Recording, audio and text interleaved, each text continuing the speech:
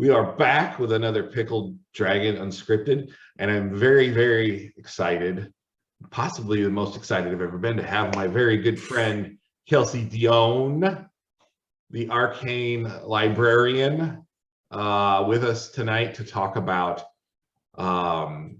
her path to becoming a dungeon master, and further on into the creation of her own adventures and much more. So I'm going to babble on as I always do, but in an effort to mitigate some of that babbling, I am going to let Kelsey kind of introduce herself and where you can find her, and all of her magical works.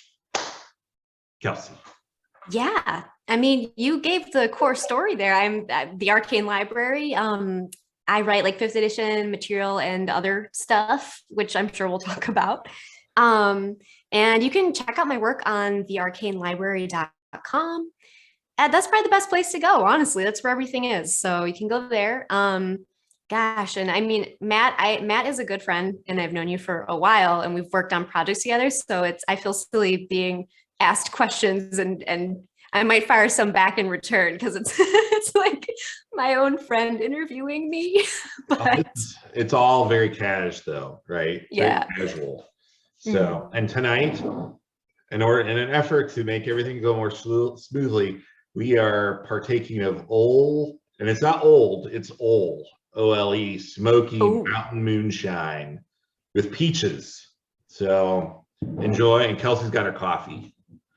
So she's caffeinated. I got a coffee. That's my poison of choice. While I prepare to make a fool of myself with all of the coffee with the moonshine. So yes, which I've actually been drinking for like the last half hour anyway. So that's all good. Oh, you got a head start. Yes. Well, we had red beans and rice tonight for dinner, and of course you've got to have a nightcap, if you will, and it's Mardi Gras season, which means we'll pull out something more festive, like the old smoky peaches. So there you go. Okay, nice. So Kelsey, I've known you for quite some time, but I think you have a very interesting origin story as a gamer.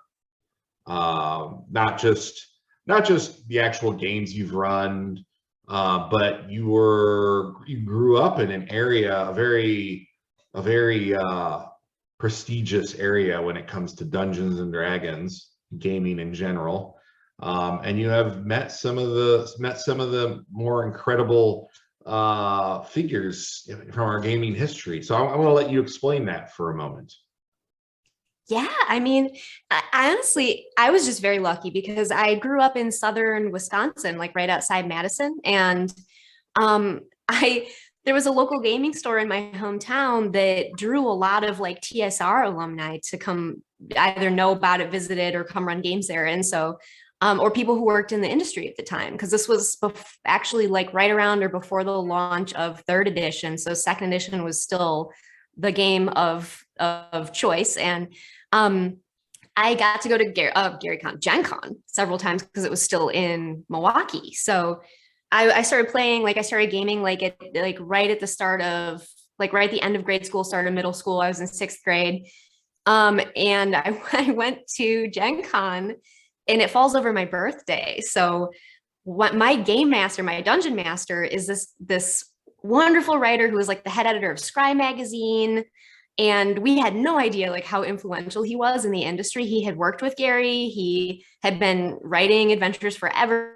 He knew everybody at Judges Guild. And he was running games for us every week. And so he was at Gen Con as well. He kind of showed up and recognized our whole gaming crew. We all kind of met up there and were hanging out. And he was like, Kelsey, I pulled some strings and I figured something out really special for you for your birthday.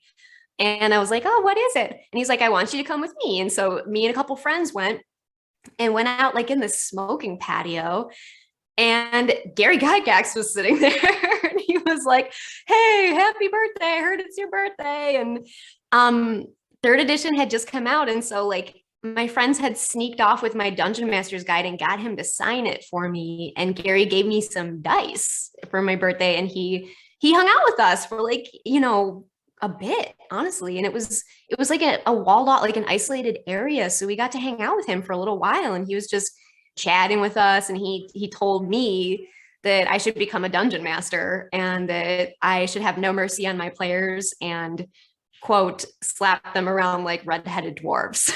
So Dwarves. yep. Yep. And I will never forget that. And like, he was honestly, I mean, I was this like gorky 12-year-old girl, and he was so encouraging and treated me like a grandkid. Like he seemed genuinely excited for me that I wanted to be a dungeon master and run D&D. And he was so encouraging. And so I think it's fun and special to tell that story, because I don't know if people always had been aware of that side of him. And I mean, firsthand experience, like, I was so lucky to get to have encouragement directly from him about me jumping into D&D, and I will always remember that. Yeah, and so do you think that his piece of advice about redheaded dwarves, did that influence you at all, at least early on as you began DMing? Like, did that stick with it's come back around for me, because I more and more realize that it's important for the dungeon master to really inflict true danger on the players. And Gary knew that in his heart with the way that he designed his original takes on the game, that high danger meant high importance and high excitement. And I came back around to understanding more about why he told me that, like later on as an adult, as I sort of saw, the imperviousness of third and fourth level characters to harm, and like the movement towards that, and how that actually ended up reducing the tension a lot of the time of fights. And you really just ought to slap your players around more. Yes, absolutely. I have kind of a reputation for killing player characters, even in 5e, which has a reputation for not being the most difficult system. And I think it's because I think there was like a real shift from third edition up to fifth edition, where they did make it more of an easier system, an easier level of entry for players to be able to understand, and it's helped. I mean, it's grown the fan base tremendously. But at the same time, I think that the reputation of 5e as being squishy is kind of undeserved, because I have killed plenty of 5e characters. This is true. But I think it's just a shift in the mentality of DMs. Like, for example, in third edition, there were often times where an enemy would chop a player character down and they have multi-attacks, they'd run on to go get the next one, right? Whereas in 5e, because healing word is a thing, and healing word is one of the spells that seems to crop up a lot in discussions, where it's like, oh, well, you can heal from a range, so my monsters, depending on their intelligence level, and it's funny because the really intelligent monsters and then the more bestial monsters double tap. It's like if a tiger takes down something, it's going to start eating it, right? But for sure, yeah. But Hobgoblin's going to know, if I don't double tap this guy, well, then someone could heal word him behind me. So it's an interesting thing. The different aspects that come into play when you have to kind of think about how a monster is going to react in a certain situation, given the knowledge that they have. But yeah, I mean, true. So what edition did you DM your first game at? By the time I started actually DMing, the transition of third edition had happened. I played second edition for maybe the last year or year and a half that it was around, honestly. I remember making a character for it, and we'd like play on the bus and like all this. But the first time, so the reason I actually started DMing, besides Gary encouraging me and all that, it was because our dungeon master, like, couldn't make it into the store one day because of a classic like Southern Wisconsin blizzard, and we would all go to the game store every Saturday and like play D&D all day, and he couldn't make it, but he lived a bit farther away and we all lived in town, so we got there and we're looking at each other like, what the heck do we do all day? And I volunteered to run a game, and so I literally ran down to the counter at the game store and bought like one of those. They had like AEG used to put out these like long pamphlet size like quick adventures, and I bought one called Jeremon's Orb. I will never forget it. And like quick read through it in like 15 minutes. I used my lunch money on that thing because my parents were like, here's $5 to put into the pizza fund. And I was like, no, I'm buying this adventure instead. And I ran that for my friends and like kind of winged it a little bit, to be honest, which turned out to be probably the better approach. And it was really fun. We actually had a lot of fun. And I was like, I love being the DM. This is super cool. I really enjoyed it, even from my first session. So yeah. So when you say wing it, like there are different styles of DMing, and I don't want to get off track a little. I don't want to get too off track from those days, but there are different styles of DMing where there are those that prepare to the nth degree, and there are those who you know don't do any preparation, and then everybody in between. Where are you? Was that a formative moment, winging it? It kind of was, because I think I still to this day preferred reading just enough and preparing just enough to grasp the concept of the adventure, but then sort of jumping right in. So you know, I guess I've tried DMing and prepping in all different ways over the years. But I always come back to that method where I suppose I'm a little bit of a minimalist slash improvisation minded DM compared to a really heavy prep DM, which isn't to say it's the better method. It's just the one that I'm the best at. So I don't know, Matt, but how would you classify yourself, Matt? Because I know that when you write, you provide a lot of detail, but it's always good detail. It's not like it's not like unnecessary detail. It adds to the adventure. You're not like, you know, here's 45 minutes of stuff you don't need. My last adventure was like 85 pages long or something, or maybe, no, it was over 100 pages. And it was good. Yeah, but it was good. Well, I had every intention of going the Kelsey Dionne route and like trying the minimalist approach, and I just couldn't do it. But the funny thing is when I DM, I literally sit down because we play on Sundays. I sit down on a Saturday and I get everything on one piece of paper that I want, notes for that day. And if they go off in another direction, that's so be it. But I am very much so improvisational. I definitely do not like to shoehorn anything in. But when I write, I really enjoy storytelling. So most of the writing, when you read my adventures, there's a lot of background and a lot of setting the mood and backgrounds of NPCs and that sort of thing. But I think it's interesting because I really tried to emulate you, and I failed miserably. And that's the one thing that Kelsey, you as a creator are praised for the most, is that you design adventures that have just the right amount of content for a DM to sit down and just explode forth, right? And so when you first started creating your first adventures, how did that come about? Like, how did you reach that system? And was it a stretch for you, or is that just how you've prepared your games and so you were able to dive right in? Yeah, well, I think that, I mean, first of all, like there's so many different styles of adventure presentations. So like Matt, your style like is it suits specific types of DMs much better than mine does, because there are some DMs who are incorporating the adventure into their world, and so they need that deep lore. And you give that to them. And so my adventure might be harder, it's in some cases, to incorporate when you don't have as much backstory about the place or the people. And so I think we're sort of we're catering to different DMs in a way, but I think the way that I came about this style was probably informed by my experiences as a new DM, where I was like, I'm just running a one shot.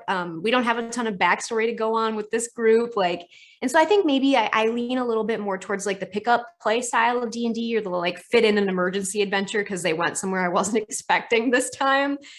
And so I write them knowing that, I think, and like I know that because that's the approach I'm taking, that I don't really need to put in as much backstory. Um and I think that, you know, I think I prefer that style myself, which is why I write that way. But, you know, it came out of me naturally because that's kind of how I run my games. I run more like episodic, sort of like not necessarily long campaigns with like long arcs, but more sort of strung together like episode style play. And that's probably why that's the way I write as well. Yeah. Yeah, and I think my style of writing also lends to my style of campaign design, which is the long arc. You know, like Yes. we're on session in my Sunday game, we're on session 16 and they're only 4th level, you know. So Nice. a lot of like role playing and story development and you know, and that's just my style. And everybody does it different. There's no right way, of course, but Mhm. I think my way's best. But no, I'm just kidding. Well, I've heard some absolutely epic stories about like from people playing in your games and stuff. Like there's some amazing moments that have come up. So, you know, like that really like long arc campaign style is spectacular. Like that's like a golden egg that people try to achieve with their groups. So I think it's really cool that your work facilitates it. It takes a lot more work, definitely, because there are times where you could be in session 40 and have to remember something from session 20, you know. Yeah. So like I facilitate that by creating a website for my campaign. So like if you go out to the website, there is all these different links. So there's links to the different, just the overarching world, because it's a homebrew world, and then there's a link that just goes to the NPCs that the party has met thus far and how they met them and where they relate back to. And then there's all of the character journals, and the character journals is what really drives the website, because that is not necessarily what actually happened, just how the player perceived what happened. And character journals can conflict, which is, I think, is interesting. Because they'll be like, I thought it was this, and the other person, I think it was this, and I'm sitting there quietly, like, thrumping my little fingers together, thinking, boy, if they think it's this instead of this, they're going to be in a lot of trouble, you know.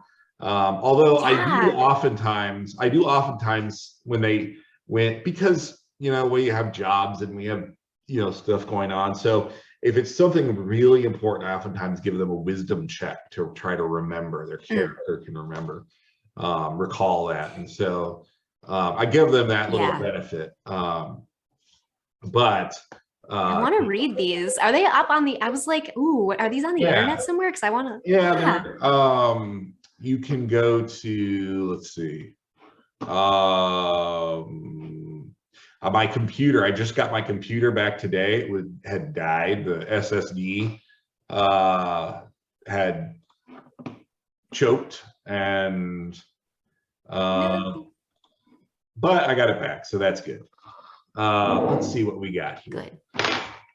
So I'm like, Matt, I want to read these.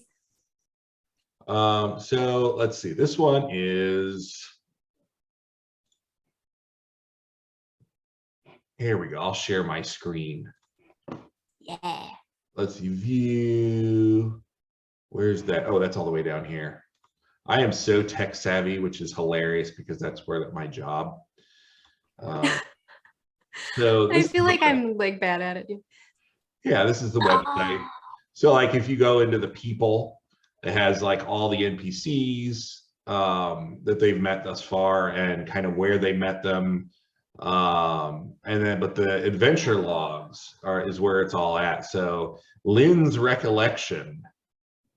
So Lynn, how he remembered session 16, right? And then right here, this was Sire's recollection, and he thought his character is a satyr, and he's kind of a reveler, and so he thought that they had gone to a spa, and it was like the worst spa ever because it was like a UNT controlled fortress, right? So oh my gosh. yeah, so here's Sire's recollection of it, and it goes through, and you've got Wade's recollection, you know, and they all take turns plugging in their information. But it's a lot of fun actually with the website, because it's easier to track everything, you know, like the magic items they find. I don't use any magic items from the player's hand or from the Dungeon Master's Guide. Everything is customized. So Nice. what is this? Oh, it's my wife's great axe. So like every item is like, it has like a lot of abilities. I don't give out a lot of magic items at all, and nor do I give out a lot of gold. I go on what's called the silver standard. So most of what is silver, which means like if someone wants plate armor, they've got to really save and scrimp to get that plate armor. And it makes mundane items, non-magical items, more important, you know, because if you want a potion of healing, you can get one that's 50 gold, you know. But every item will have every item will have a little big backstory. Every item has a curse, but it can't be revealed by an identify spell. So they just got to figure out, because magic is dangerous. It's just as wonderful as it is dangerous. And so like one of the items that they figured out a curse on, which they did not update yet, I don't think, is Haru Specs. It's this dagger that you can sacrifice mammals, like, and basically do divination through entrails. You know, you can ask a question and it might, and you'll get some cryptic answer back. Well, the curse revealed itself when he accidentally, he just wasn't thinking, and he sacrificed a reptile and had to face the consequences of the dagger, and that was to begin to see the fates of those around him. And sometimes it can cloud his vision in the worst times, like sometimes he'll see, oh, so-and-so, something terrible is about to befall this person, and he'll, in the middle of combat, fall into this crazy trance, right? And so every item has its own little story to it. This one, they haven't yet researched the backstory of the Haru Specs. But yeah, I mean, that's this kind is so smart. Like keeping a website is so genius. There's potions. So I have a huge array of item cards that I hand out, and all of the potion item cards are numbered, and they need to figure out what these potions do. They don't want to spend the money on an identify spell because they're on a silver standard. So they kind of like they test, you know, like, okay, we got potion number 1 here, which is water breathing, and it's this card when they get it. And so on the back of that card, it'll have a little number 1 on it. And so they figured out that one's water breathing. So in the future, every time they find a card with a number 1 on the back, they know that that's a water breathing spell or potion, you know. Nice. Oh, that's so cool. So growth potions and whatnot. They have not figured, they've got stacks of potions that they've discovered over time. And they're like, well, should I try? Like, they were in a big boss fight the other day, and they're like, should I just drink a potion and see what happens? You know? Yes, so I love that. It's a lot of fun, you know. But yeah, the website, it's a lot of fun for me to keep the website up. And you know, it's a homebrew world, so we've got all of these different places and peoples to visit. And house rules. We have firearms in our campaign, and we also have, I always thought herbalism should do more than what it does, because, you know, the herbalism skill is kind of you can have what the proficiency in the herbalist kit, right? But what does it do? You know, it doesn't really do anything. Yeah. So I have a big Right. assortment of herbs that actually have little magical effects. They're really minor, you know, like +1 to Constitution save for 1 hour. That's so cool. But as a whole, I love this. This is so cool. so yeah, as a whole, you can do something fun. But yeah, we do all kinds of things. Firearms is like, because of the campaign set in Freeport, we have to have firearms, of course. So, Oh, right. Yes. But one of the things I stress to my players is that firearms are in their infancy, right? So no feats can apply to a firearm. If you roll a natural 1 on a firearm, you have to roll on the misfire table, which means it could explode in your hand or get jammed or whatever. Nice. And then, but the trade-off is that they have open-ended damage dice. So if you roll a 6 on a d6, you get to keep rolling it till you don't roll a d6 or a 6. And like the other day, we had somebody, the firearm he fired rolled 2d6. He got 2 6s. And then the second roll, he had 1 6. So he was able to keep going until he didn't have a 6. And he did some immense amount of damage with that gun. I love that. So there's a trade-off to it, you know, but yeah, that is the difficulty of running the huge arc storyline, is that you gotta like, you have to be able to give your players the tools they need to keep up with the story, because otherwise it's like, you know, like one of my players is a doctor. You know, she's got things to worry about other than what's going to happen Sunday until Sunday rolls around, you know. Another one, well, a couple of them work in the healthcare field, the respiratory clinic with COVID and everything, you know. Oh, geez. Yeah. So everyone's busy, you know. So the website is a way to like give them the tools they need to keep up with stories. And I'm been very fortunate to have players who go all in, like writing their little journals and so forth. It's been a lot of fun. So I love that idea. Like, you have a lot of really excellent insights into how to like manage a campaign for the long term. Because I'm so glad I was like going to look for this, because I was like, oh yeah, the website. I really want to read through these, and like having the notes from the player's perspective is like gold as the DM, right? Because even like, I mean, how many times has it been that a player has come up with a better reason for why this plot is happening than like I did? And I'm like, I'm going to go with that version, you know? You got that right. You got that. I've done that so many times.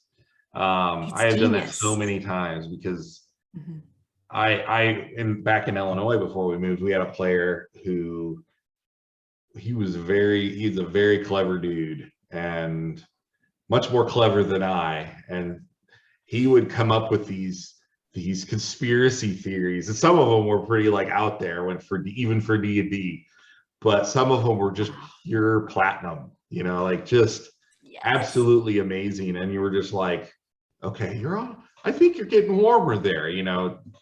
That's yeah. And you like want him to be right because it's so creative. You're like, I'm gonna have to make this come true now because it's so brilliant, you know.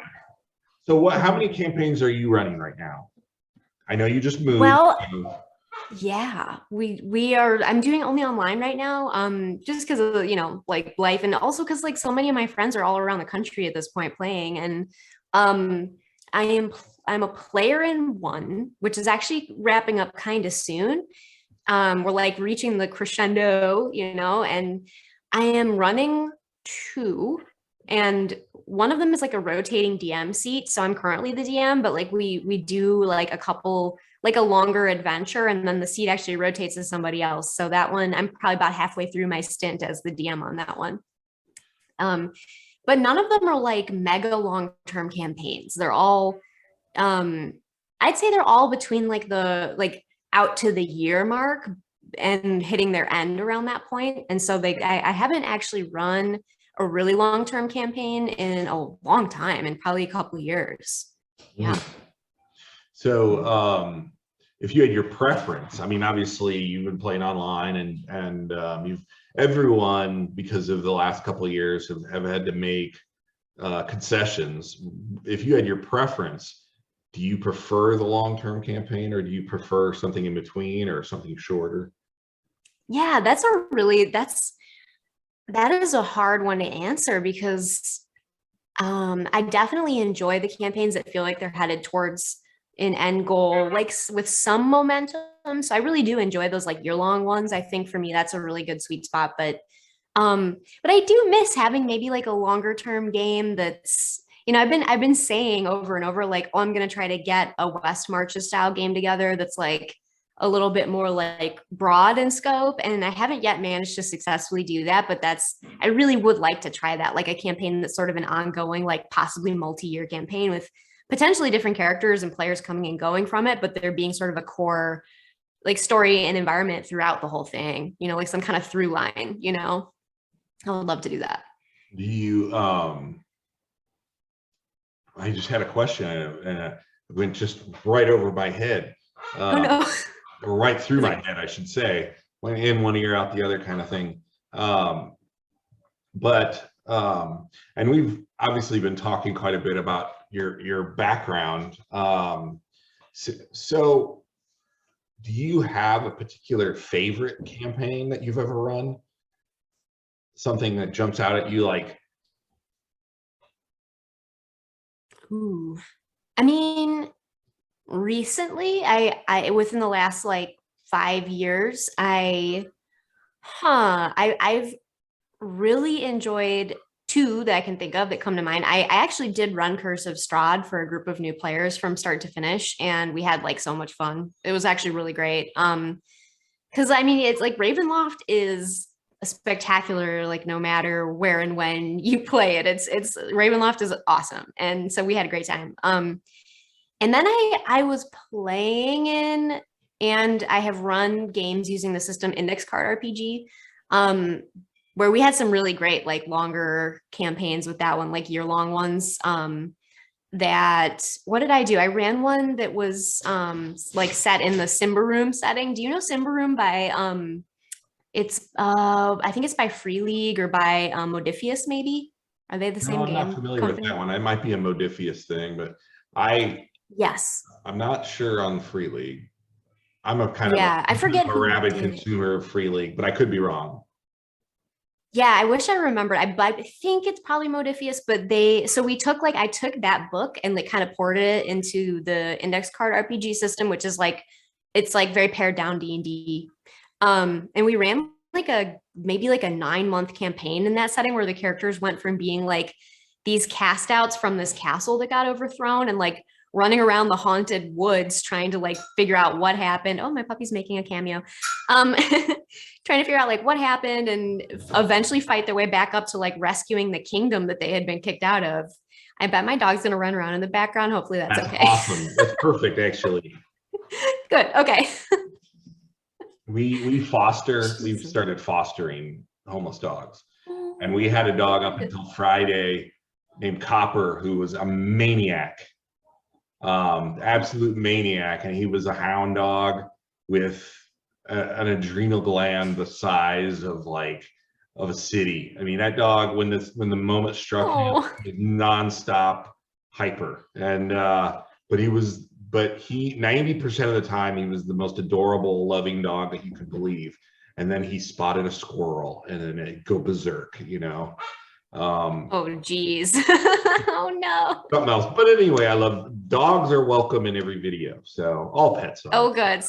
I'm sure she'll make herself known. She's probably going to try to flip all the couch cushions off and everything. So we'll just see how that develops. But maybe we can run a poll or a kind of a wager on how many couch cushions get knocked off. So yes. So anyway, yeah. So before you go on, why don't you explain what the index card system is? Because I've heard this more than once, and I'm not really 100% familiar with it, but I know that I've heard from multiple people that they really like it. Yeah, so it's a game system, I guess, by a company called Runehammer Games. And Runehammer has a really fun YouTube channel that's totally a place of great insight and fun. And the game is really just, it's like a very pared down version of D20 D&D where character creation is pretty straightforward. Like you're basically putting points into your stats instead of like rolling 3d6 and then abstracting a bonus. And then there are classes, but they're a little bit more loose. And it's just a really like dynamic, fun game. I honestly kind of stumbled into it because I was watching the game design YouTube videos of the creator, and he has just really great insights on game design and like combat tuning and all that fun stuff. And a lot of his wisdom is present in his book. And so even for people who just play 5th edition or whatever, just want to play like D&D, that the game still has so much wonderful game mastering advice and insights. And so that's kind of how I got pulled into it. And I've like written some material for the game and contributed to some of its core books now. So that's been a big, like really fun thing to get pulled into. And I really love that system. Really love it. I'm going to open the door for my dog because she wants to go outside. I'm going to step sideways 1 second. Go open the door. And I am finding something here. Where's it at? There it is. Okay. Yeah, let me see if I'm trying to like pull up the site. Oh, well, I mean, I'm sure people can find it. I think it's just runehammer.com, but the YouTube channel is a good place to start too. And very recently that game got picked up after being like this like juggernaut, like third-party juggernaut. Modifius just started distributing it. So so congrats to Runehammer Games. That's a big feather in their hat. So that's a really cool thing. Absolutely. Yeah, so I mean, and that just goes to show you that there are a million different ways of playing the same game, and rules in the end don't matter. I think that's a Gary Gygax quote, right? And that is the greatest secret. Yeah, that's the greatest secret that TSR did not want to get out, and that is that a DM needs no books. So yes, there you go. And he's I don't right. think that's the exact quote, but it's something like that. Basically saying, if DMs knew what was up, then they would never buy a book. They would just run games. So anyway. Yep. And then there'd be no business. No, I don't know. I think that I think that's really cool. And maybe and we've been kind of darting around a bit because I really enjoy talking to you about your games. That was a question I wanted to ask. Just talking. Do you prefer playing or DMing or 50-50 or 60-40 one way or the other? Oh, I think at the end of the day, I prefer DMing. But that's not to discount, like when you're in a great group of players, like it's so much fun. I mean, I can't complain because even as a player, I still love the game. I just love getting to be the person who's sort of presenting a story and getting to like mess with the pacing and do the world building and all that. So I don't know. What about you, Matt? I mean, I feel like you're like a forever DM, like you never get to play. Yeah, I think the last long-term campaign I got to play in, and I think it ran for like 2 years, was like from 1990 to 1992 in there. And that was the last time I played in a long-term campaign. And I think that back. It started like around 89 and then went to like 91. Like right when 2nd edition came out, that campaign ended. And that was really, I've played some games here and there, but that was really the last like long-term thing that I've played in was. Wow. I remember I had a 1st edition barbarian, and the rest of the party hated him so much because when you get a chance to play, you kind of, and you haven't played much. Holy cow! I spotted a squirrel. Wait, hold on 1 second. I want to see if I can just get her to stop. Yeah, puppy. She saw something. I'm gonna grab her 1 second. I'm so sorry. Okay. Well, anyway, there she is, all adorable puppy.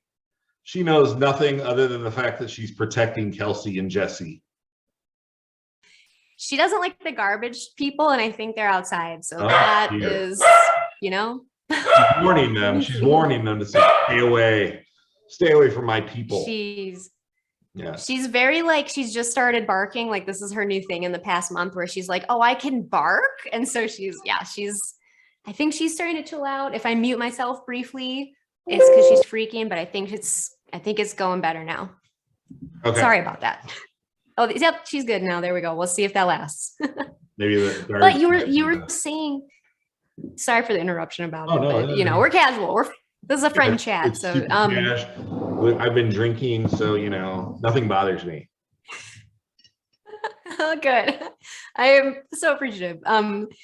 She can be a handful, but I know like I can't believe, Matt, that literally the last like full campaign that you played in was like a first edition barbarian. That like that's so, but you've done like one shots as a player and stuff since then. Yeah. I was supposed to be a guest judge at a Iron GM event, and I got there a little late because it was I didn't expect it to be a business, because it was the first time this convention had ever run, and it was slammed, and I could not for the life of me find a parking spot. By the time they got in there, they had already filled all the judges' roles, and they needed one more player. So like that's the sort of like things I slip into.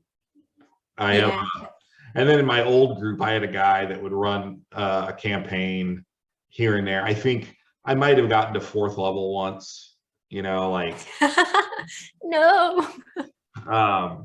But you know, yeah, it's been a long time. I think my barbarian got to 8th level, but that was first edition barbarian.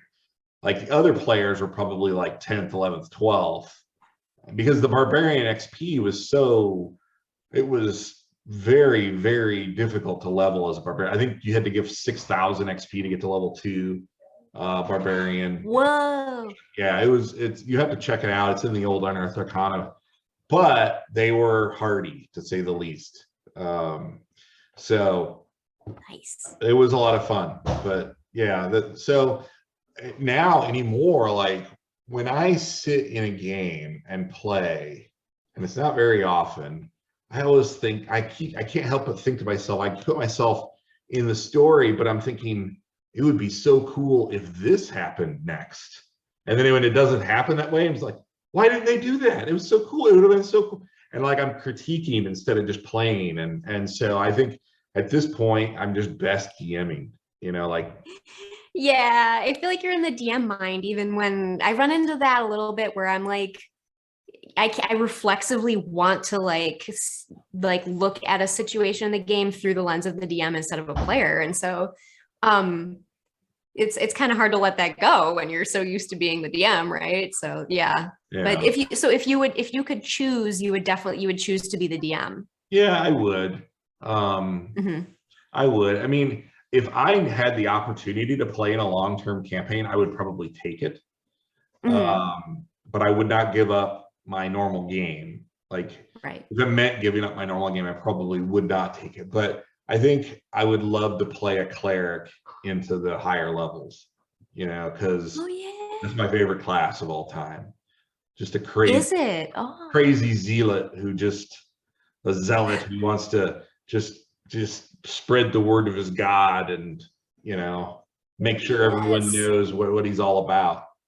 So I love that that's your favorite class. I love it. I don't know why. My favorite god is Saint Cuthbert, because he is such just a zealot, you know. I love Saint Cuthbert. He's the best. Like he's the best to be a cleric of, because like it's just like the most like old school, like, you know, get in line with the law, like I don't have time for your whining type god. Like exactly. I don't have time for this. You hit the nail on the head there. So yeah, absolutely, you got that right. But you know, we were talking about the index card system, and that kind of segues into something I've been very anxious to talk to you about, and that is let me just bring this up real quick. I accept. Next. I accept the prompt. Yes, my as I said my computer was down for a couple days, and so I had to now jump through all the Microsoft hoops. So That's the worst. Resetting up a computer after that, like, oh. yes, it is. Let's see. Yeah. Where did it go? Silly thing. And now it's giving me fits. Internet. Yes. Oh no. Yes. We'll get to it. The suspense is even more exciting than what we're gonna even get into, I think. Well, let's talk about Shadow Dark. Woo! Yeah. So where did that come from? What is the backstory there? I have some insights that I really am kind of excited about this system a little bit. So why don't you give us the lowdown? Yeah. Well, it's a game, a tabletop role-playing game that's essentially, I know this is going to sound weird to frame it this way, but this is truly what it is to me. It's if I got to write my own edition of D&D and like use the core open gaming license rules of D&D and like make my 6th edition. So that's what this is to me. And it's a big blend of a lot of the older, a lot of stuff from older editions. And then I tried to get the math to be more reliable and regular, like with the more recent editions. And then add in a couple of my own, like essentially really tentpole like house rules that I've used so often that they've kind of become part of the system and like build a system around those ideas. So that's what Shadow Dark is. So, and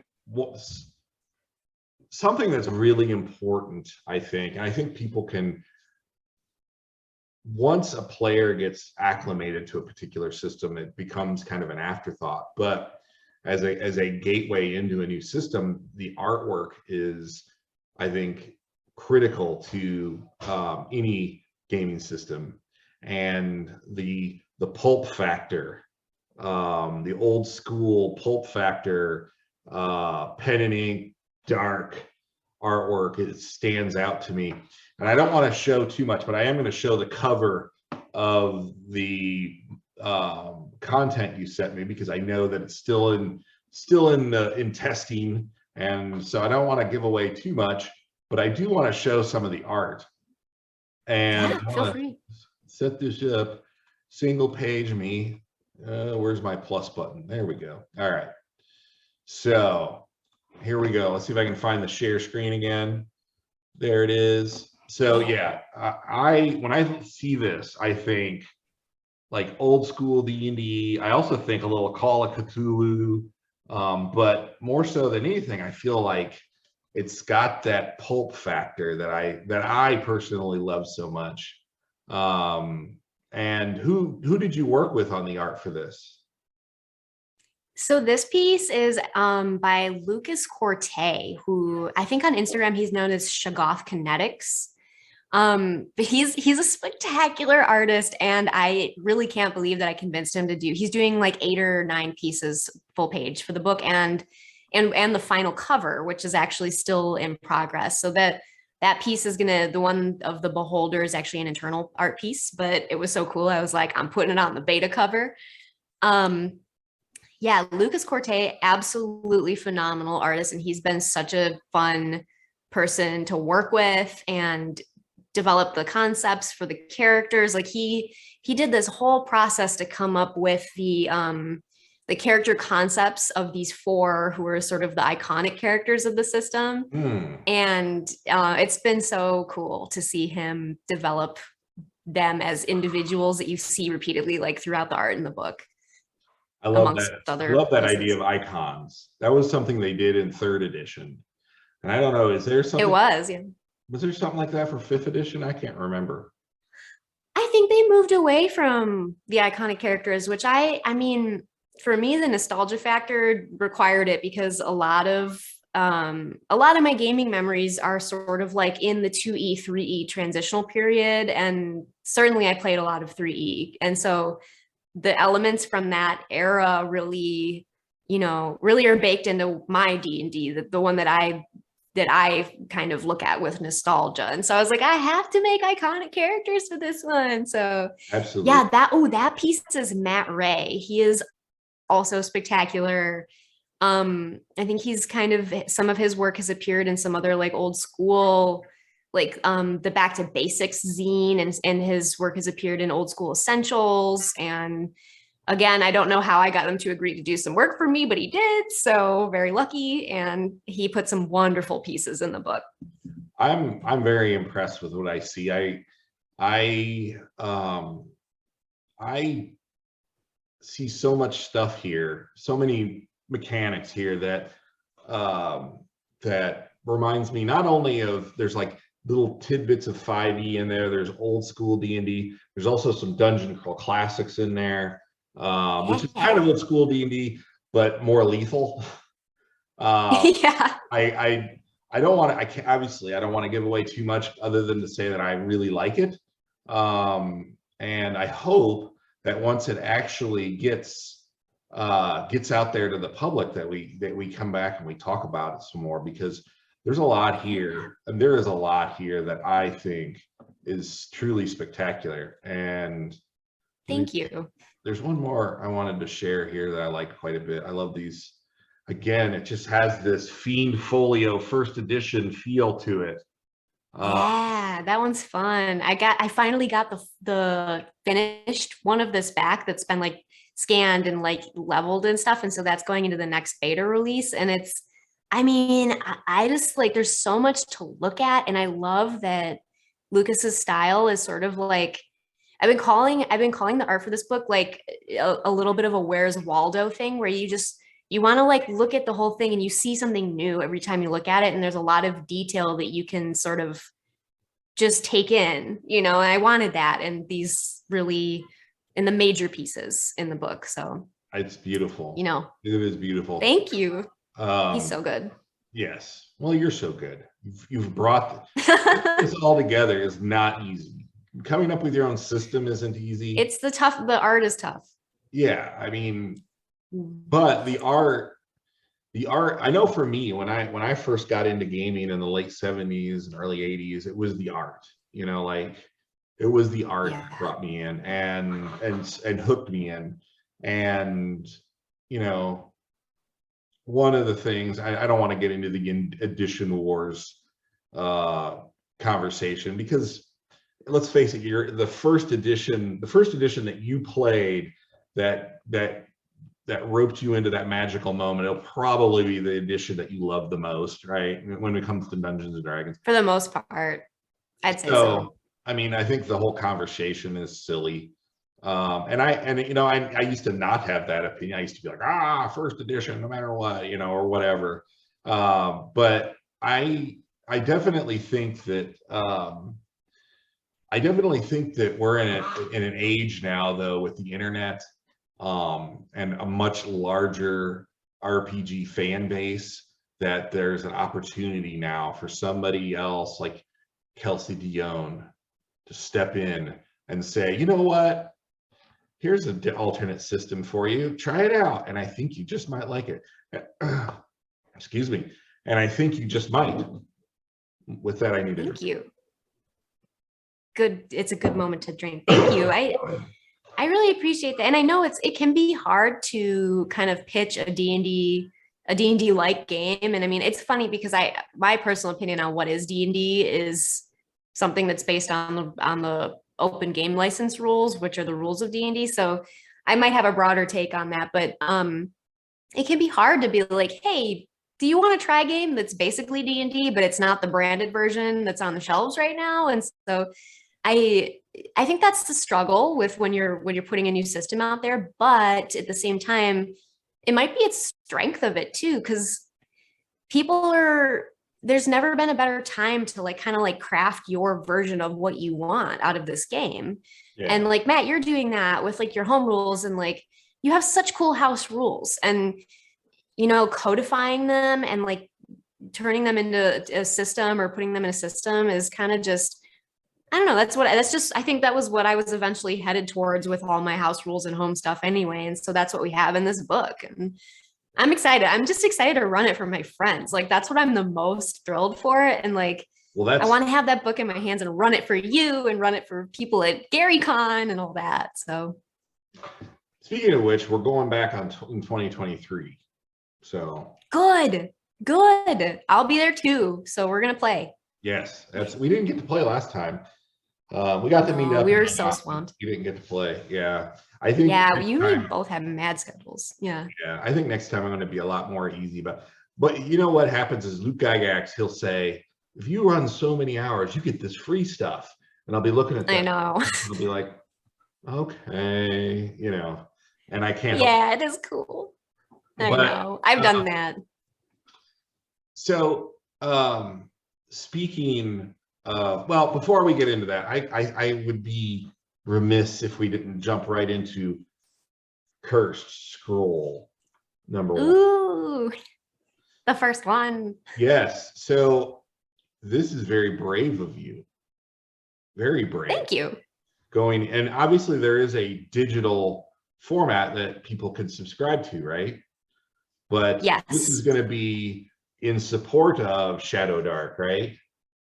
Yeah. Are you planning on doing any other systems, a la like Dungeon Magazine? They might have something for Top Secret, or they might have something for D&D, AD&D at the time, or is it going to be exclusively Shadow Dark? And that is such a good question. Before you answer that question, let's tell everyone what this is. Why don't you give it the pitch? Because this is people don't understand. I really want to get into like how brave Kelsey is for doing something like this. So go for it. Thank you. So what Cursed Scroll is, and it's a zine that's essentially all supplemental material for Shadow Dark. I guess it will probably stay exclusively Shadow Dark, but that doesn't mean I won't do zines for other systems.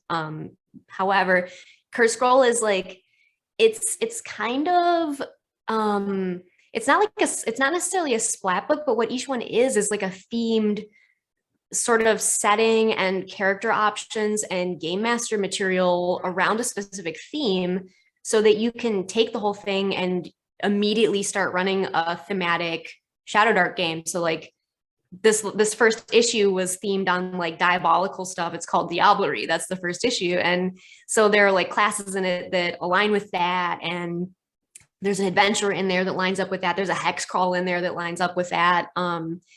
And monsters and spells. And so I'm hoping that each one, I'm definitely going to do more of them. And I'm hoping each one is kind of like a thematic plugin for Shadow Dark, since the core book is going to be, like kind of vanilla D&D. It's going to be the 4 core classes and kind of a good platform. And then the zines are going to supplement it with flavor. And it's, a lot of stuff I wish I could have put in the core book even, but that, was too thematic. And so I wanted to save it for like supplemental stuff.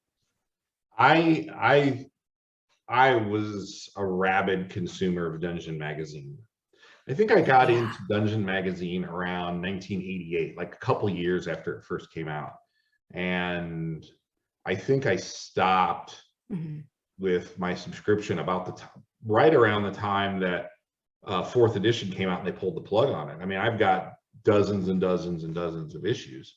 So when I want to explain like just how this is a real kind of, I don't want to say, well, game changer might be the right word, but this is a stride into a very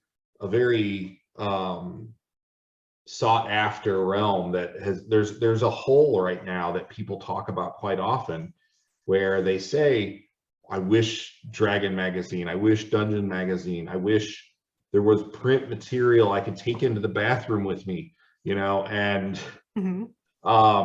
so I think Kelsey might have something. I think you can subscribe to this. You can get both either and or the print and the PDF version. But for me, I'm always all about the print, like I absolutely I'm going to subscribe. And I really, oh, and tell everyone where they can subscribe at your website. Is that how that works? Yeah, I have a website, and I'm still working on like what the release cadence is going to be and all that. But I can for sure say that there will be more of the magazines, and they're going to be on the arcanelibrary.com. I think exclusively for now, because that's actually the best way for me to and the inventory, I would do drive-through print on demand, but they can't really get it to the specs I want. So that's why I'm really fussy about it. And I'm actually I'm buying inventory and then distributing it through my website exclusively for now. So yeah. Yeah, I noticed too, because I've got material on both drive-through and on Amazon. And I've ordered both just to compare, and the Amazon print is much nicer. Just everything is crisper. And so do you use like a local printer? I was really like fascinated by this because I saw it. I'm like, she's doing a print zine. This is huge. You know, that's why I was like, I really wanted to talk about this because, you know, it's just not something that's done anymore.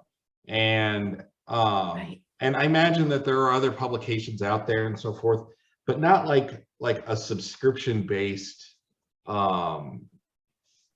monthly or however often you choose to release them. I'm not sure of all the details quite yet, and maybe you could enlighten us, but I'm not sure the system either, but the system is still in its infancy yet, so I imagine there's a lot of TBD stuff, right?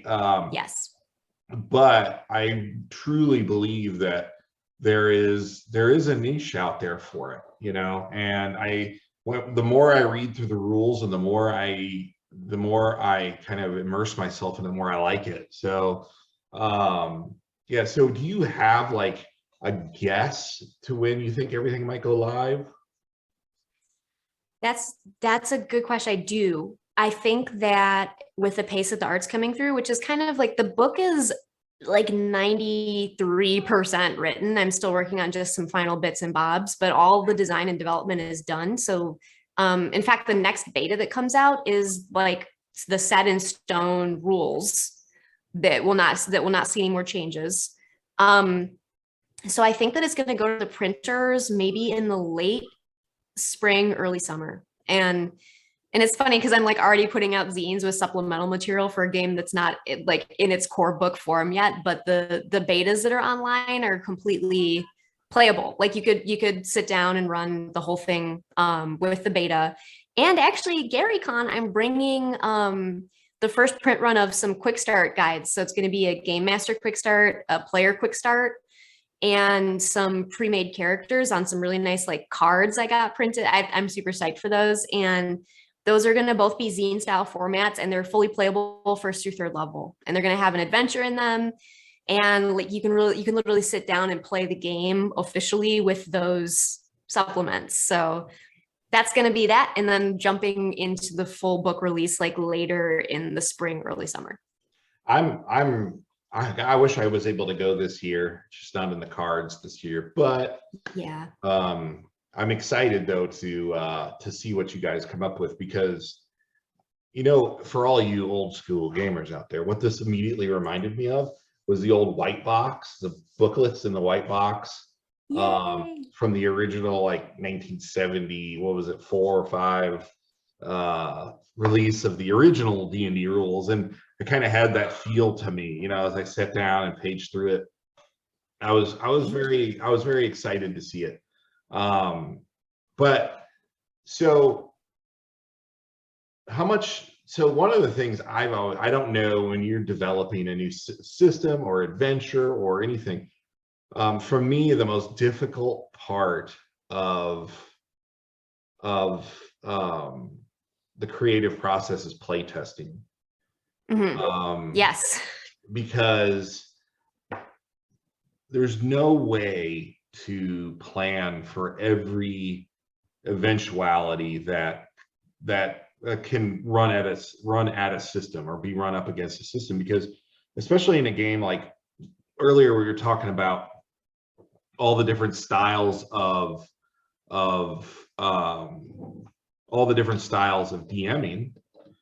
you know, in this case GMing, right? Right, the unbranded version. Yes. There's no way to really plan for the way that every game master is going to run it, this system, you know. And I know that that's true of, you know, I've had plenty of questions come my way for my releases where they were like, hey, you know, my players did this, how should I react, because I have no idea what to do next, because this NPC says he's going to do X, Y, and Z if this happens, or X, Y, and Z if this happens. But this completely murder hobo situation just came up and I don't know what to do, you know? And yeah. So how much time have you spent just on the play test of your system? Probably the most time out of any endeavor, because it's, you know, when it's like just me, I'm like, I have to play test this as much as I can, even before I sat down and started really writing the system. Also, the next time I'm gonna turn my lights on, the next chance I get, I can hear you when I get up, because it's just got so dark in here all of a sudden. But Ooh. Playtesting has been going on honestly since before I started writing it, because I was introducing some of the concepts of the system into the games I was running, and sort of trying to specifically test those concepts, you know, like the death timer and oh, there's just so many things even, but the way of measuring movement and all of that. And so it's kind of been like you know, like the sand in a timer where each little piece drops down and contributes to the hole in the bottom, and all these little bits of testing have come together into now more full-fledged, like full system play testing, where I'm running exclusively games of this for actually for the 2 home games I'm running are both Shadow Dark, and people are running them as play tests through my Discord server and like reporting back to me on it. And that has led to some great insights and great changes all the way up through this final beta. So not enough can be said for having other people try to use your system and then come back to you with the feedback on it and the insights about what worked, what needed to be better communicated, what needed to be changed. And so like I'm so grateful to everyone who's helped me with that. And that has been a lot of effort on the part of a lot of people. So well, I'm glad I'm going to get up and turn the lights on. Go I can ahead. hear you. Yep. I am glad to know that you are not the only one who uses their players as guinea pigs, because oh gosh, yeah, I have run quite a bit of content and I just run my players through it and they have no idea that they're playtesting something. Right. That's the best way, because then you get really honest behavior and like responses. I definitely have found that when a person knows they're playtesting, they do things differently. And I don't know if that's your experience, but I definitely have found that. I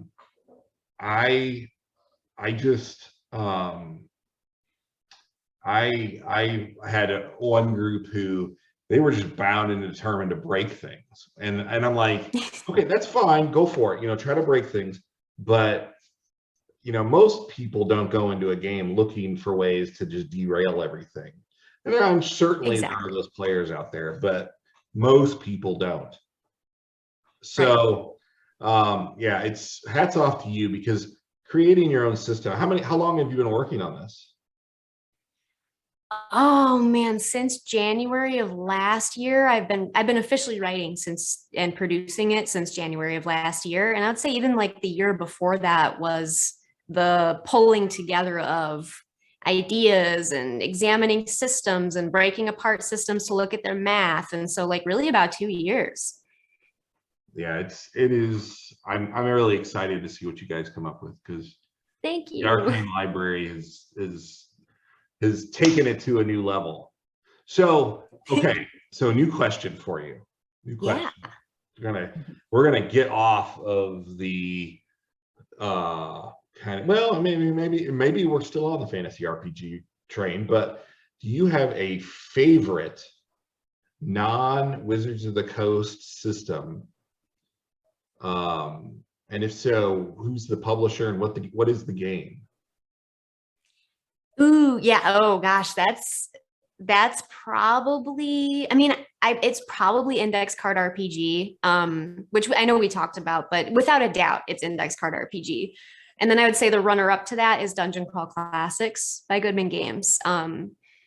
I I've played much more index card RPG than any other system besides D&D, so that's the one I could probably speak to the best.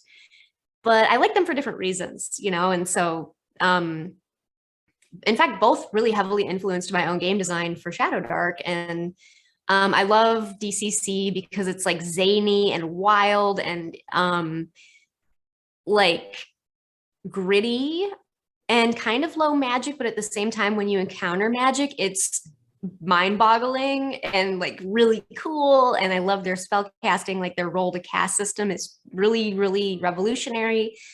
And so honestly, some of the best adventure writers out there right now are writing for DCC, like Harley Stroh is phenomenal. And you got to check out Adventures by Harley Stroh, such a good writer. And yeah, that's so that those would be my two ultimate favorites that are not wizards. My son could get behind DCC, I think. He really likes Yeah. the system. And I've talked about it in previous episodes, the DCC system. I love the fact that it is just so incredibly deadly. It is. It's merciless, to say the least. So it's one of those, and it's one of those systems where it's hard to have a campaign because you will run through a lot of characters. And so that story can get bogged down in, well, I've got a new character. He has no idea what we're doing. I want gold, you know, or whatever. You know, it's just it's just but it is an incredible system. But at the same time, I think it's good to keep your players shaking in their boots, you know. So it was a question to a certain amount. Yeah, it was a question that I really like to explore. It was the last episode we did, or 2 episodes ago, we did a Game Masters roundtable, and every single Game Master said Free League publishing Alien RPG. Yeah, every one of them said it. And it was funny because I asked the question, and if I remember correctly, I didn't direct it at anyone, but they both spoke up, and they were like, yes, this system. And honestly, and ironically, it's my favorite non-fantasy RPG system as well. I have a website for my Alien RPG game too. Yes. And it ended at a TPK, so it was perfect. But they took out the alien hive with them, so with a nuke at the end. But it was at least they did that. Yes, it's an incredible system because it's so, the focus is off dice. It's all on the interaction, people interaction. You're encouraged to roll as few dice as possible. Obviously, if you're fighting, you're going to be rolling dice, but you are encouraged to have that moment, you know, between player and GM. And then in that case, it's the game mother, you know. So it's I love that. it's great. So but definitely, if you haven't checked out the Alien RPG, do that. And Free League just released, or I got my Kickstarter, but they're releasing very soon. They got the rights to the Lord of the Rings RPG, and they're releasing the One Ring second edition, because they had the first edition years ago. And I've read through that, and that is fantastic too. Free League is kind of setting, they have a very unique style of creating atmosphere, which I really like. Yes, they do. They do. I have to check out Aliens because I've heard people say that too, and I haven't had the chance to, and I'm like, I got to get on this bandwagon.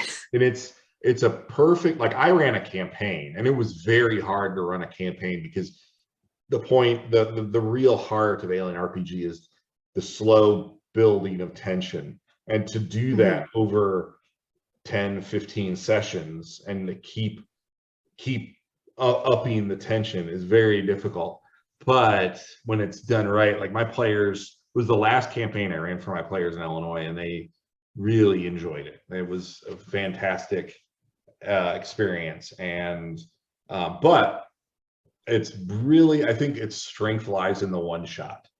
And it doesn't necessarily have to be one session, but all of the canned adventures that they release are meant to be very high mortality, very high tension, very high horror. And it's really good. It's very, very good. So check it out. Nice. If I you will. Or the One Ring second edition's coming out, and I love it. I've read it, and I keep meaning to do something with it because I like it so much, but I haven't had the time. So, but you know, that's the hard part is too many games and not enough time, right?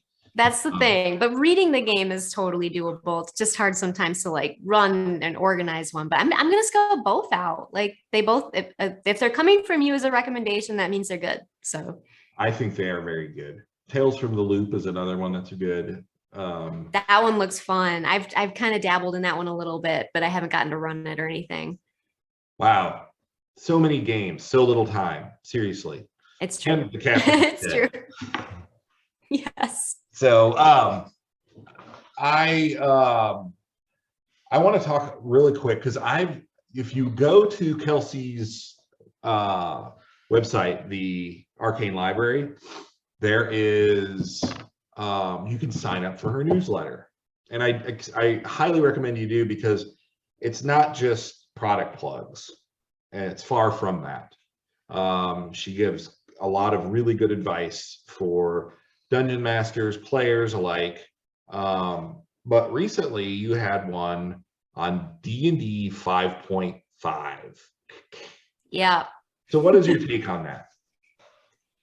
Yeah, I mean, I know. So we just got the announcement not that long ago that Wizards is releasing their changes to 5th edition in, like, is it 2024? I think. So we've got a couple of years, but I knew this day would come.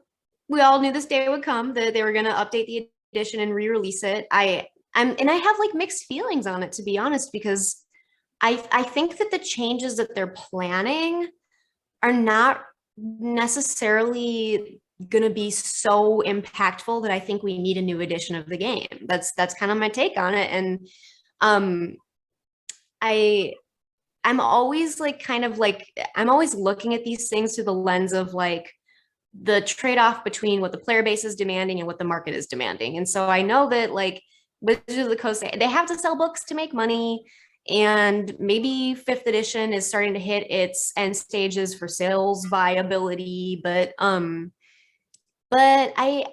think it's gonna hone in on expanding character options, which in my opinion is kind of like, do we need more of these? Like, do we need more character options? Has anyone ever felt in any way limited from playing the kind of character they envision and want? Like, I don't know. And so I think I'm holding out hope that it's going to include some like quality of life improvements from the DM side, like simplifying monster math. That would be great. And like, maybe reducing down some complexities. That would be great too. But, is it worth a whole new edition? I guess the jury's still out. I'm not totally convinced, but maybe.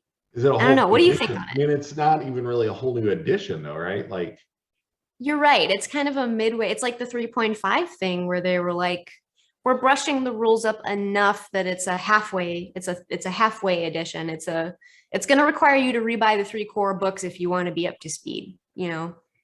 And I kind of felt like, from my understanding of what's going on, it's not even as drastic as 3.5, from 3 to 3.5. It felt like, to me, a lot of cosmetic changes to the way characters are built. And because I started thinking from a creator standpoint, I know you have a lot of material out there. From a creator standpoint, how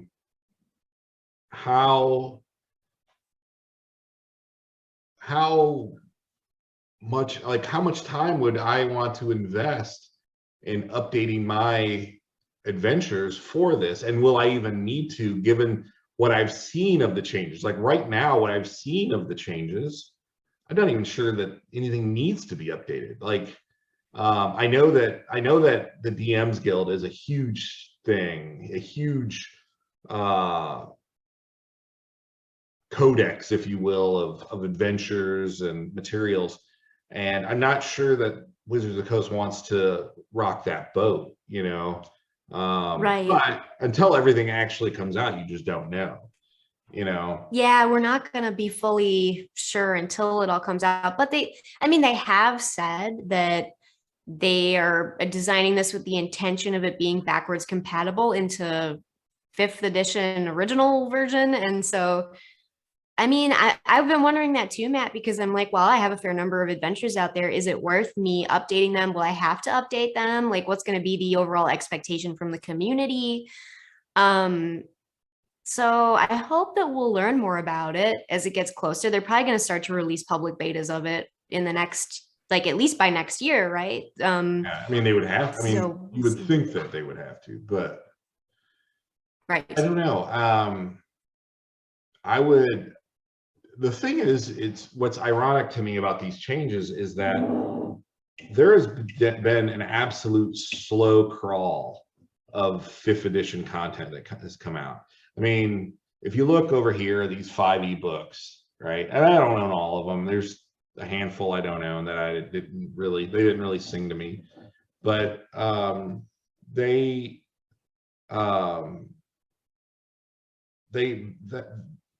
I mean, what year are we in? It's 2022. So how many years it's been, like 8 years since 5th edition come out, you know? Probably about that, yeah. And the number of 4 ebooks in 4E's just whisper of time that it was out had way more books than what you see here. Like way more. I mean, it was insane. Like for a while there was like 2 books a month that were coming out or something crazy.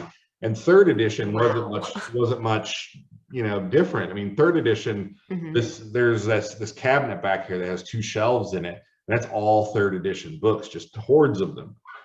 You know, and then when I say 3rd edition, I mean like 3.5 and everything in between. But yeah, but it's interesting that with the slow crawl that they've had with these books, that they would feel the need then to turn around and do the 5.5, if you will, because I really feel like that there is quite a lot of material that they could delve into, because it seems like they've got a new marketing approach where they have an adventure with a few player options in it, and then and then they have like a few books that have just, you know, like Tasha's book, or you know, that are more like purely a splat book, if you will. But it seems like there's a lot of room there to do something really creative still with what they have out. And so I'm just not sure. I guess I'm just not sure. There's been not enough information, I guess, has been released, other than the fact that it's coming. I know that when I talk to my group, and of course anecdotal 100%, but actually I've talked to my old group and my group that I currently have, and they're all like, I'm pretty happy with what we're doing right now. I don't really feel the need to invest in more books, you know. So it'll definitely be interesting to see what happens.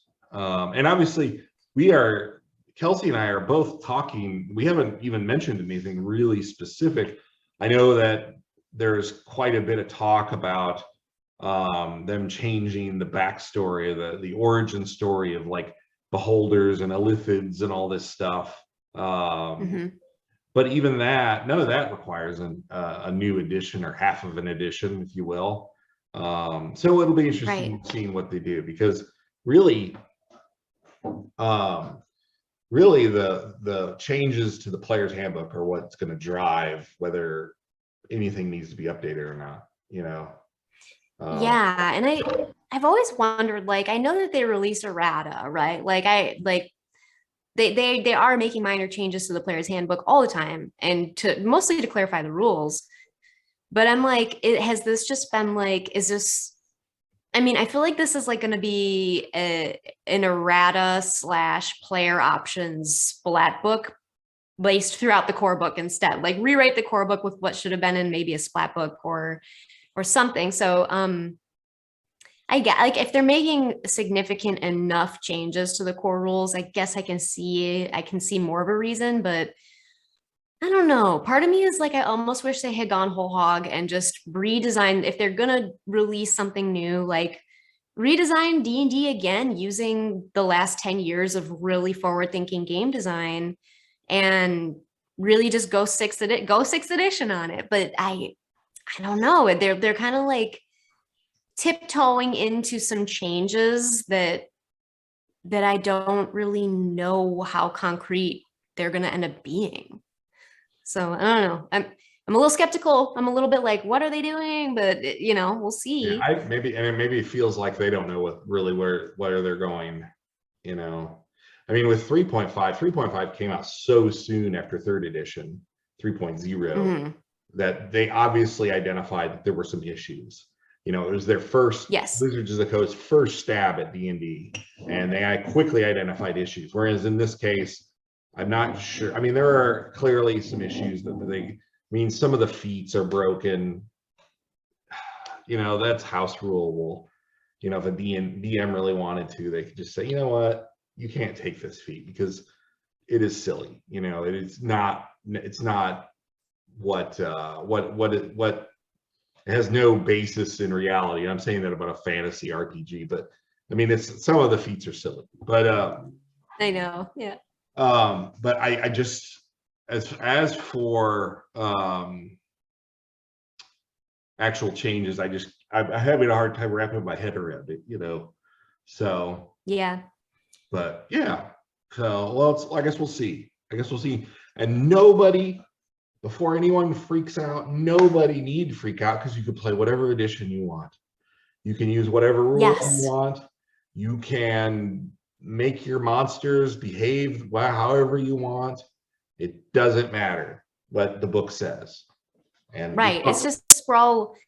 Because Matt and I are publishers, like it's interesting to speculate about why and what changes are happening. And like, we're still not even sure if these are changes being driven by game design motives or by like more of like the cultural player-based demands. So like, it's interesting in being in the position of a publisher in this case, because we're like, we want to know this kind of stuff because it's so pertinent to what we do. And like, we're like, why is this happening? And like, what are you changing? And why are you changing it? And like, how official is this change going to be? And how widely does it apply? And so it's fun to talk about. It's fun to speculate on. And we will speculate until the day it releases, And then we'll speculate on 6th edition.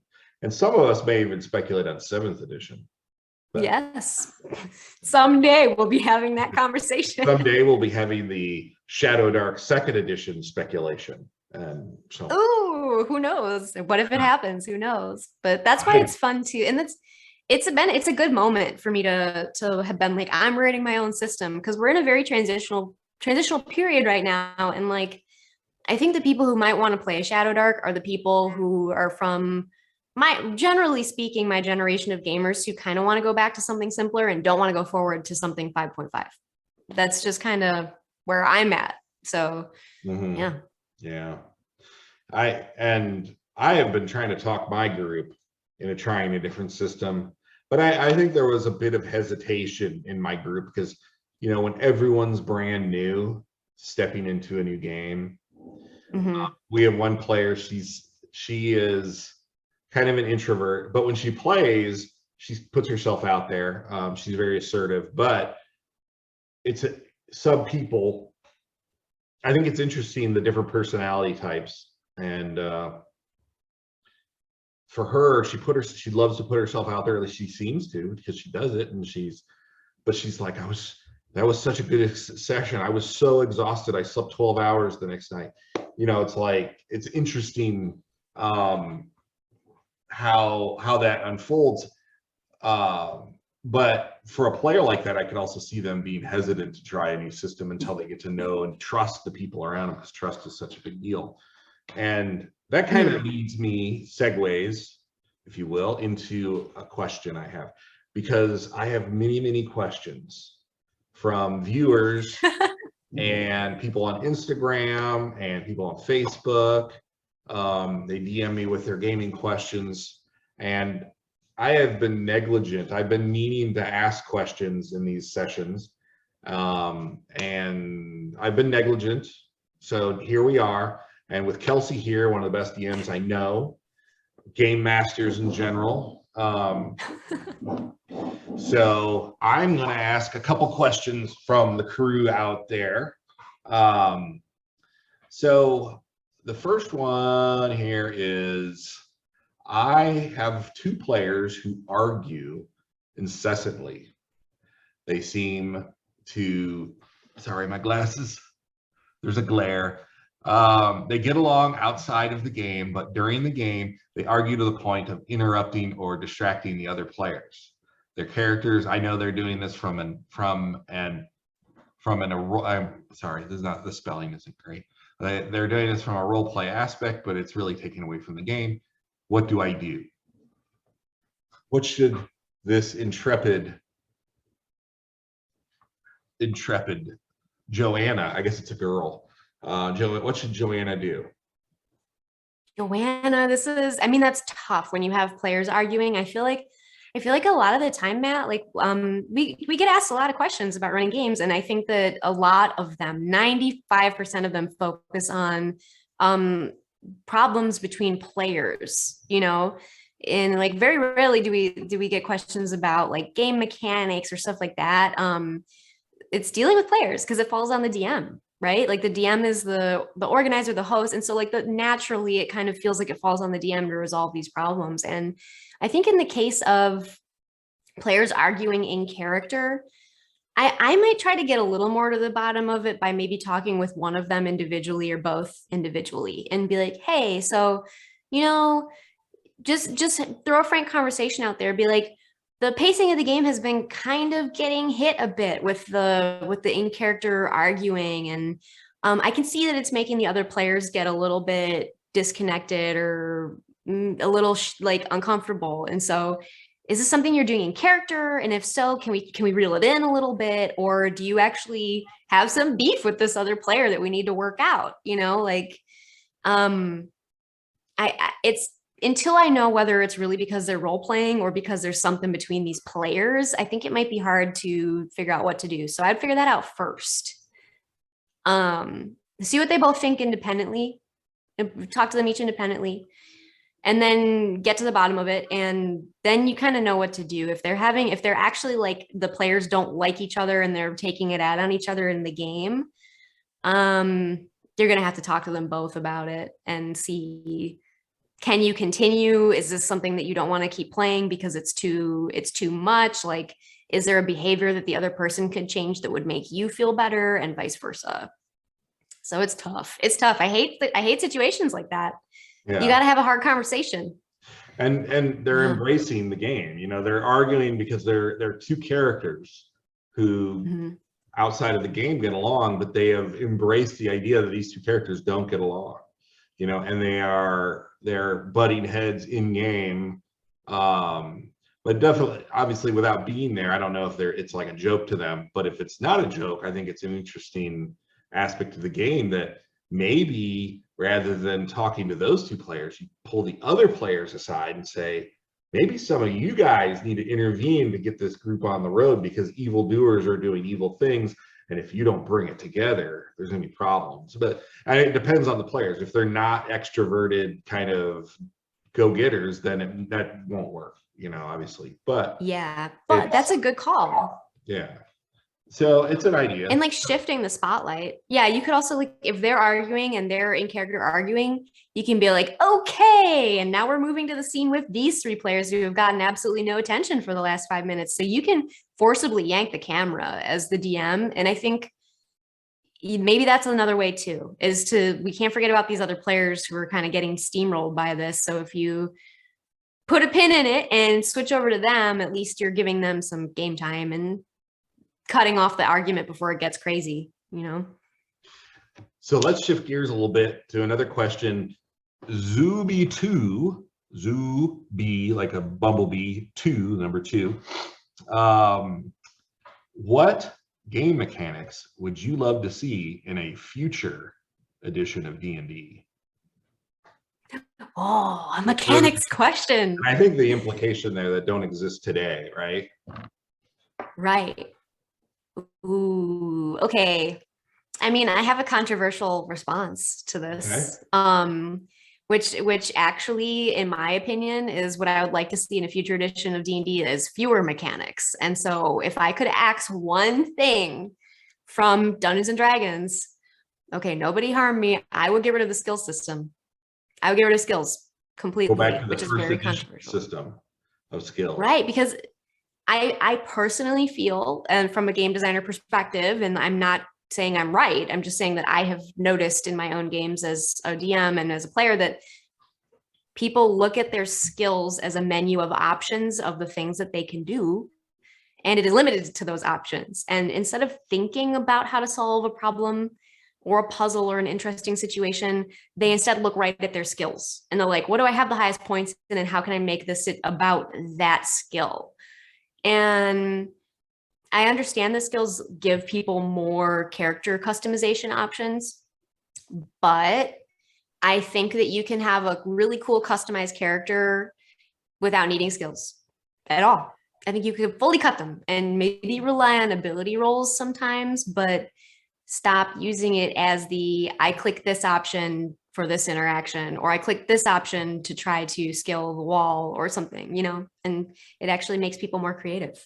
And I think it's interesting too, because the first edition aspect of it was, well, you're a wizard, you probably know something about Arcana. At first level, you have like cursory, you know, understandings of things based on your character's class. And then there was also a chart. Like, I have the background of a sheep herder, so I know a little bit about handling animals, you know. Yeah. So there was a negotiation with the DM about why they would know how to do a certain thing or not. And then, you know, like in my 5e campaign, the group has no cleric and no wizard or arcane spellcaster of any kind, right? Harsh. And it is a heavy arcane focused game. And so they have not typically been able to make a lot of arcana rolls. Now in first edition, they would have been able to argue, and I have allowed them to argue their way into certain roles. So for example, the ranger is his hated foe, or his favorite enemy is fiends. So when it comes to things about fiends, I give him rolls, you know, even though he has no knowledge of arcana whatsoever. Right. But in first edition, the fact that they're so immersed in that world, their knowledge base of that should build and build and build, right? So I'm with you on that. I think it's interesting because that was the opposite of what the last GMs, last group of, well, I guess it was a group of GMs from a few sessions or a few videos ago.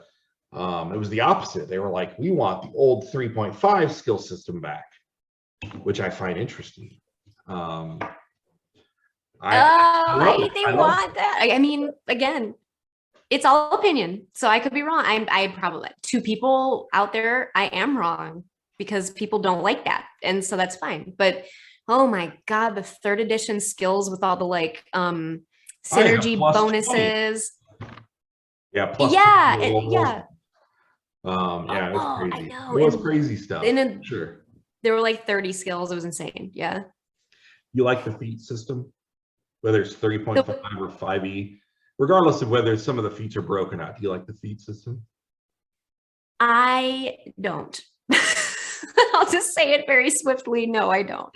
But I get why people like it. I get why people like it because it allows them to customize their characters further, typically in the direction of combat. And 5th edition, I mean, combat is a massive element to the game. And so I'm not going to poo-poo feats too badly. I think that I think that in some kind of weird world, if all character advancement was only feats, that'd be cool. Like, that would be really cool. Like, you could very much customize your character, and you're not getting steamrolled with like overwhelm, because anyone who's tried to play like a 10th level or higher character in 5th edition probably feels like they're studying for a test before they're actually using that character. Like there's so much going on that you can't really ingest or fathom all of it. And so I feel like complexity creep is a really big problem in 5th edition, and feats add to that problem, in my opinion, although they don't need to.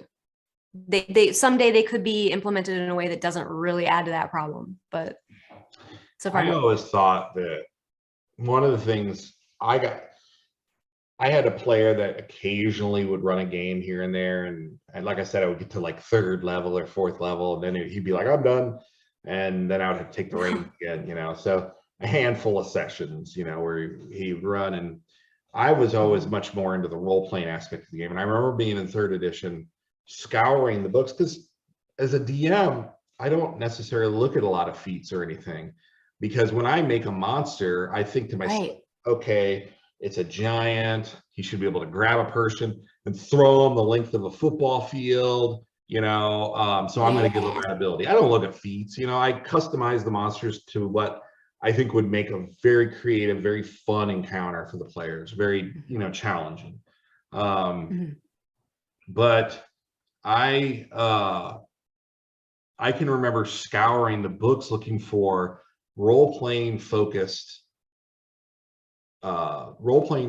feats that allow me to interact. And I remember in 3rd and 3.5, I found one. I got to make a rogue. We were supposed to do the Age of Worms, and I got to make my character, but we never actually played the game. I got to make the character, but we never actually played it.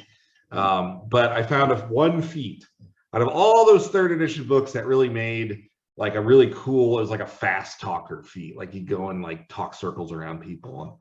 But there was an element of it where it was up to the DM to whether the player had actually done it, you know, like come up with a good enough line to do it. But the feats are all about combat in the end, it seems like. Yeah.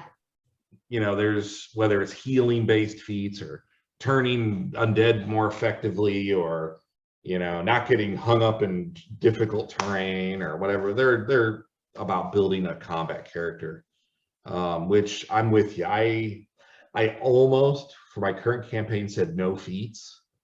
And when I started the conversation, I could see the looks, the dejected, sorrowful looks on my new players. And I'm like, forget it. Let's have some fun, you know. Oh, I know. And it's like, why is there's such a disconnect between what the dungeon master wants with that stuff and what the players want. And like, I'm always trying to figure out like, why does the player want this? And I mean, it really does allow like something that makes players better in combat. They like, but is it good for them? You know, like it's funny because I feel like as the DM, we're like the eat your vegetables person. We're like, you might like this, but it's actually not going to make the game more fun. And you'll see that I'm right, like later on when, you know, and so it's funny because you're big and strong. Yeah. Yeah. And then nothing's challenging. Yeah. Right. Yeah. So, well, let's do one more. Like I said, I've got many questions here. And there's a very simple one that someone asked. And I am very sorry if you see this video. When I cut and pasted it to my little Word doc, I left their name off, and I'm very sorry. Anonymous or contributor to the discussion. What is your favorite monster to run and why? Oh, this is a good question. Yeah, I thought so. Okay. Ooh, I was just thinking about what my favorite monster overall is. So it's funny that you asked this, and how fun it is to run absolutely factored into my decision. And my decision was a basilisk, because they're low enough level that you can use them all the time. At higher-ish levels, you can use them in groups. They're really cool monsters. They have like a really powerful mythological feel to them that everybody resonates with. And they're scary. They're scary to fight because characters are like, this is not a conventional monster. Like, I really have to be careful. Like, I have to fight not looking at it. I have to try to get it to look at its own reflection. Like, the monster itself is a puzzle. And so I definitely love and write and always use basilisks in everything that I can. That's my answer. Matt, what is your answer? You stole it. What? Really? Did you think Basilisk? In fact, it was the boss monster at the end of the Misfit Maggot 5, my little comedic adventure. I love that one. And I think it's an amazing. I'm gonna try to think of a new one real quick, but I think it is an amazing monster because I mean, the DC save for a Basilisk petrification is low enough to where plenty of characters are going to gamble. And with the five-year rules, unless they totally blow, I think if they roll under a 5 or something, they're just stoned. But other than that, they get an extra roll because they're starting to stone, and then they do the Hulk Hogan thing and they shake and and they Hulk out and they resist it in their second roll. Yeah. But let me think. That was it. I think if it were third edition, it would be the Hydra. And if you read the description of the Hydra in 5th edition is kind of they neutered it. I don't know how else to describe it. But in 3rd edition, it even says in the description of the monster that this is a monster that rewards outside of the box thinking to defeat. Yes. Because in 3rd edition, if you didn't know, closing with a monster that has reach is what provokes. Of course, running away also provokes, but closing with something that has this big long reach provokes. And a Hydra, if it has 7 heads or 10 heads or however many heads it was, it would get an attack with each and every one of them when you provoke. It had multiple reactions, like bow, bow, bow, bow, bow, bow. And so closing with the monster was the deadly point of the Hydra, and it was to get up there to stop. And of course, it regenerated hit points so darn fast that it was a heart stopper for a lot of players. For 5th edition, wow. For 5th edition, probably something from our book, Kelsey. I would be negligent if I didn't mention the monsters. I know, right? We wrote a book together, everybody, a book of monsters, the Monsters Lexicon. The print version is on Amazon, and it's beautiful. It's got very good reviews. In fact, we had a new review recently. I don't know if you noticed, but we got a good review. I didn't check that one. I gotta see that. I think it was from the end of 2021, I think, somewhere like that. But we've got like 4.5, close to 5 stars on it. I mean, 70 new monsters. Kelsey took half, I took half, and we destroyed it. But we did. But so check that out, the Monstrous Lexicon. But from the core books, I'm gonna go with let's see. I'm paging through the book alphabetically right now. I know. You have to really think. And the fact, I think that the fact that we both chose Basilisk is why we're friends. Yes, we're the Basilisk friends. I would have to go with Hag. Ooh, and you write great Hag adventures. Epic ones.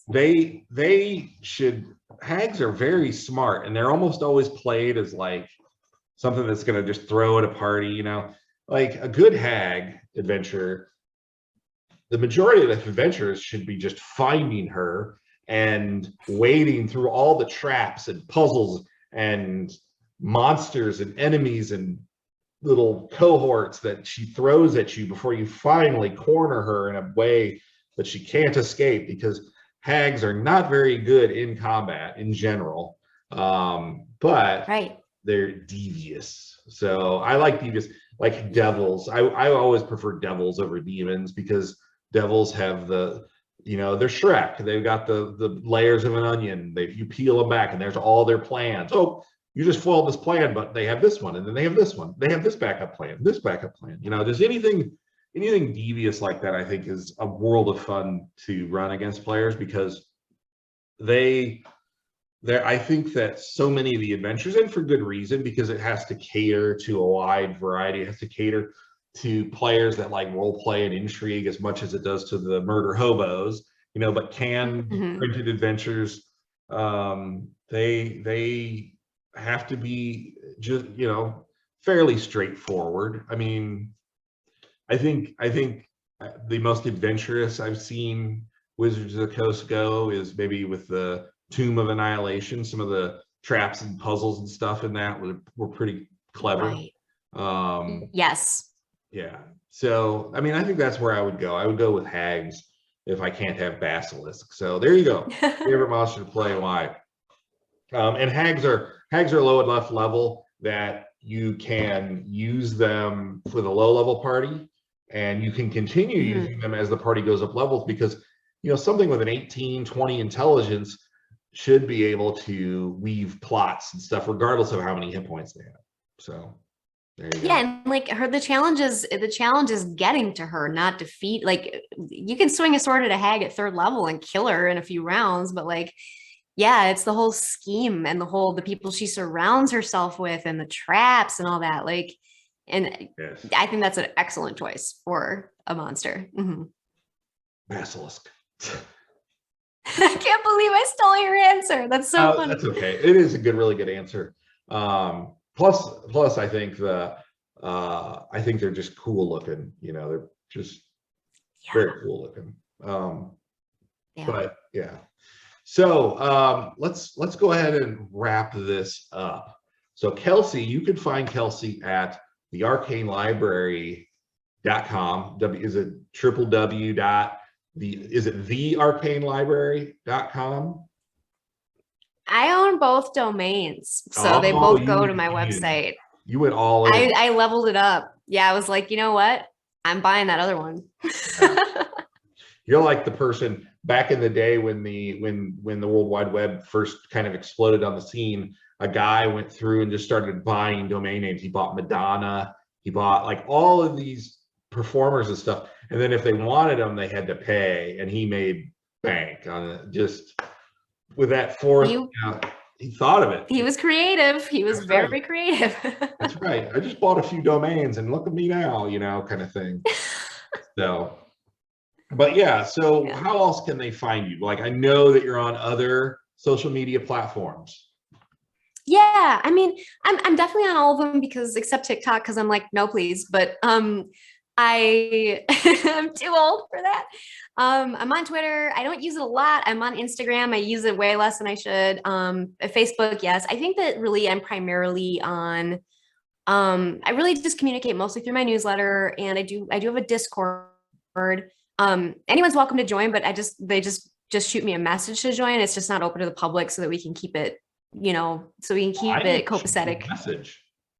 Yeah. Wait, are you in? I have to get you in there if you're not. What the heck? But I wasn't. I had my own Discord channel for a while, and then I got hurt, as you know, and it tailed off. And then I came back on, and I'm in a few rooms. The room I'm most active in is for my group, for scheduling games and stuff. But I do belong to a number of different people's rooms, and I will see something interesting pop up and I'll comment on it now and then. But yeah, I would love to be able to be in your Discord. That'd be wonderful. So I would love to have you there, and I know that the people there would love to have you in it, because they want to ask questions about all your knowledge. And you know, I guess the final thing is I have a YouTube channel that I'm more active on recently, because Matt and I were talking about this earlier, but I feel like it's a good platform to both talk to my friends like Matt and talk about gaming and just have like a long form conversation. And so I'm putting out more videos recently, and I'm going to try to convince Matt to come do an interview where I get to ask him questions on my channel. Yeah. So, you know, because he was kind enough to do this for me to come on his channel. So if, you know, everybody be like, Matt, do it. Yeah, I'll do that any day of the week. Awesome. Well, oh my gosh, awesome. We're going to do it then. Okay. It's on record. It is. It's official. I can't get out now. It's contractual. Yep. All right. So everyone really needs to check out Kelsey, because she is one of the more creative people I've known in my life. Her material is fantastic. If if you are a DM who just needs a little bit of content, something to fill in, she's got very awesome short form adventures, but they give enough content to where they could blow up into something much more elaborate, should you so choose. And that is, I think, the strength of her adventures. I think you really need to check out. She's got quite a few horror style adventures and you just never know which NPC will hook into your players and be that thorn in their side for the length of the campaign.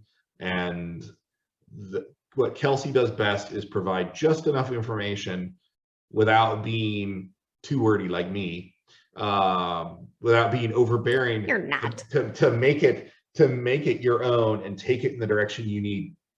And I really appreciate content creators like Kelsey, because I quite often will take an adventure and parse it out to what I need for my storyline, and go with it from there. And her adventures are just tailor-made for that. So I really encourage everyone to go check them out. And she's got some incredible one-shots where you get to fight colossal red dragons and stuff like that too. So do check out the Arcane library, please, because you won't be disappointed.